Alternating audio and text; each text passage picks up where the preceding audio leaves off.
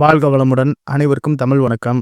Pink dragon YouTube channel வாயிலாக உங்கள் அனைவரையும் சந்திப்பதில் மிக்க மகிழ்ச்சி. சென்ற பதிவில் நாம் 9ஆம் நாள் போரை முழுமையாக கண்டோம். இப்பதிவில் 10ஆம் நாளை போரை காண இருக்கிறோம். மேலும் இப்பதிவில் எதை பற்றி பார்க்க இருக்கிறோம் என்றால், பீஷ்மரை வீழ்த்துவதற்காக பாண்டவர்கள் செய்த ராஜதந்திரமும், மேலும் ஜென்ம விரோதியான பீஷ்மரை போரில் வெற்றி கொள்ள வேண்டும் என்பதற்காக பெண்ணாக இருந்த சிகண்டினை எப்படி ஆணாக மாறினாள் என்று இப்பதிவில் விரிவாக காண்போம் நண்பர்களே. 10ஆம் நாள் போர் நடைபெறும் முன்னால் சில நிகழ்வுகள் மகாபாரதத்தில் நடந்துள்ளன. அதையும் காண்போம். இப்பிரிவில் துருபதனின் மகளாக பிறந்திருக்கும் சிகண்டி போன ஜென்மத்தில் காசிராஜனின் மகளாக பிறந்துள்ளாள் அம்பையாக. மேலும் அம்பை பீஷ்மரால் தன் வாழ்வை இழந்தாள். பீஷ்மர் தன் வாழ்வை சிதைத்து விட்டான் என்று எண்ணிய அம்பை பீஷ்மரை பழிவாங்குவதற்காக தற்கொலை செய்து கொண்டு இப்பிரிவில் துருபத மகாராஜாவிற்கு மூத்த மகளாக சிகண்டினியாக பிறந்துள்ளாள். மேலும் பீஷ்மர் பெரும் அதர்ம செயலினை புரிந்துள்ளார். எதற்காக என்றால், சால்வனை மணப்பதற்காக அம்பை தயாராக உள்ளாள். அப்போது பீஷ்மர் இடைமறித்து தன் சகோதரர்களுக்கு காசிராஜனின் மகளான அம்பை, அம்பலிகா, அம்பிகா ஆகிய மூவரையும் திருமணம் செய்து வைக்க வேண்டும் என்று எண்ணியிருந்தாள். அதற்காக சால்வனை வென்று பீஷ்மர் கன்னிகளை கவர்ந்து வந்தாள் அஸ்தினாபுரத்திற்கு.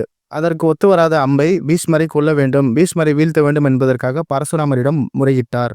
பரசுராமருக்கும் பீஷ்மருக்கும் பெரும் போரானது நடைபெற்றிருந்தது. அம்பையினால் சிவபெருமான் இடைமறித்து அந்த போரை நிறுத்தினார். மேலும் அம்பையின் நியாயத்திற்கு இணங்கி சிவபெருமான் ஒரு வரம் அம்பைக்கு வழங்கினார். அது என்ன வரம் என்றால், பிறவில் உன் எண்ணமானது ஈடேறாது, அடுத்த பிறவில் உன் எண்ணம் ஈடேறும் என்ற வரம் அவருக்கு வழங்கியுள்ளார் சிவபெருமான். மேலும் இப்பிறவியில் வாழ விருப்பமில்லாத அம்பை தீக்குளித்து இறந்தாள். மறுபிறவியில் சிகண்டினியாக பிறந்தார். மேலும் அம்பை இறப்பதற்கு முன் தன் கழுத்தில் ஒரு விசேஷ மந்திர மாலையை அணிந்துள்ளாள். அந்த மந்திர மாலை முருகப்பெருமானின் அருளால் அவளுக்கு கிடைத்தது.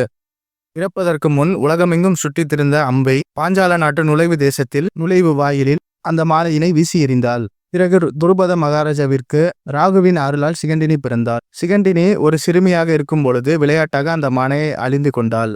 அந்த மாலையை அணிந்தவுடன் சிகண்டினிக்கு பூர்வ ஜென்மம் நினைவு வந்தது. நினைவுக்கு வந்தவுடன் சிகண்டினி பீஷ்மரை பழிவாங்குவதற்கு துடித்தாள். மேலும் பீஷ்மரை எதிர்கொள்வதற்காக பெரும் சக்தியினை திரட்டினாள். பல போர் பயிற்சிகளை செய்தால், போர்க்கருவிகளை கையாண்டாள். மேலும் துருபத மகாராஜாவிற்கும் பாஞ்சால நாட்டிற்கும் ஜன்ம பகையாக இருந்தவர் பீஷ்மர் மட்டுமே, அஸ்தினாபுரம் மட்டுமே. எனவே போரில் பீஷ்மரை வீழ்த்துவதற்காக துருபத மகாராஜா பெரும் வீரத்தினை வெளிப்படுத்துவதற்காக சிகண்டினியை உருவாக்கினார். அவளை தயார் செய்தார். அனைத்து போர் பயிற்சிகளும் போர்க்கருவிகளும் கையாள்வதற்காக போர் பயிற்சியினை அளித்தார் துருபத மகாராஜா சிகண்டினிக்கு, தன் புகழ்வனுக்கு. ஆனால் சிகண்டினி ஒரு பெண்ணாக இருக்கப்பட்டாள். ஆனால் அதை மறித்து துருபத மகாராஜா அவரை ஒரு ஆணாகவே வளர்த்து ஆண் வாரிசாகவே பாவித்தார். சிகண்டினிக்கு திருமண வயது எட்டியவுடன் அவருக்கு ஒரு பெண் பார்த்து கல்யாணம் செய்து வைத்தார். இந்த உண்மையானது உலகிற்கு வெளிச்சம் வந்தது, சிகண்டினி ஆண் அல்ல பெண் என்று. எனவே இந்த சம்பவம் அனைத்து மக்களுக்கும் அனைத்து பாஞ்சால பிரஜைகளுக்கும் பெரும் சோகத்தினை ஆழ்த்திவிட்டது. துருபத மகாராஜாவும் சிகண்டியும் பெரும் துயரத்திற்கு சென்றனர். வாழ விருப்பமில்லாத சிகண்டினி தன் நாட்டை விட்டு வெளியேறி காட்டிற்கு சென்று பெரும் கடும் தவம் புரிந்தாள். தவம் புரிந்தவுடன் தன்னையே அழித்து விடுவதற்காக ஒரு சிதை உண்டனை உருவாக்கி அதில் தீக்குளித்து இறந்து போக முயற்சித்தார். ஆனால் சிகண்டியின் கடும் தவத்தை மெச்சின ஒரு யக்ஷ ராஜன், அதாவது குபேர லோகத்தில் இருக்கும் யக்ஷ மகாராஜன் அவர் முன் காட்சியளித்தார். அவர் யார் என்று உங்களுக்கு தெரியுமா? அவரே ஸ்துண்ட கர்ணன் ஆவார். அந்த யக்ஷ மன்னன் சிகண்டினிக்கு ஒரு வரம் வழங்கினார். அந்த யக்ஷ மகாராஜா சிகண்டினிக்கு என்ன வரம் வழங்கினார் என்றார், போரில் ஒரு நாள் மட்டும், அதாவது நீ பீஷ்மரை எதிர்த்து போர் செய்யும் போது மட்டும் நீ பெண்ணாக இருந்த சிகண்டினி சிகண்டியாக ஆணாக மாறுவாய் என்று வரம் அளித்தார். ஆனால் அந்த வரமானது தற்காலிகமாக ஒரு நாள் மட்டுமே நிலைத்திருக்கும். எனவே நீ தேர்வு செய்து அந்த வரத்தை வேண்டிக்கொள் என்றார். வேண்டுகோளுக்கு இணங்க சிகண்டியானவள் யக்ஷனிடமிருந்து அந்த வரத்தினை பெற்றாள்.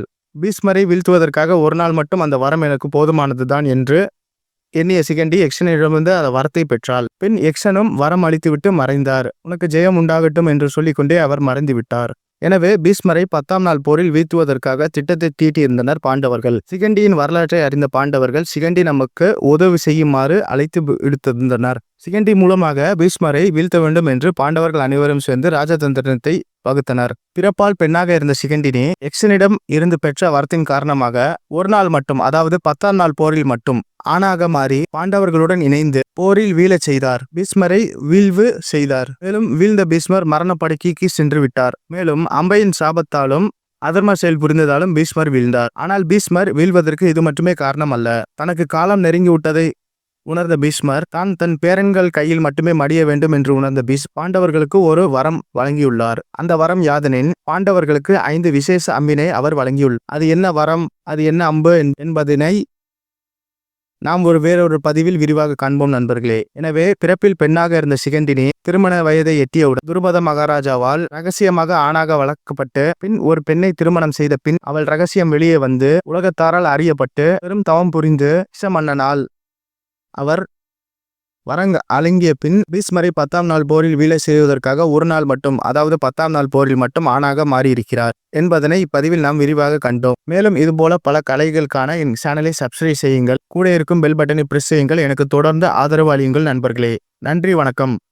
அனைவரும் நன்றாக இருக்க வேண்டும் என்று நாம் கடவுளை வணங்கிக் கொள்கிறேன். ஓம் நம சிவாய. ஓம் கிருஷ்ணாய நமக. ஓம் நாராயணாய நமக.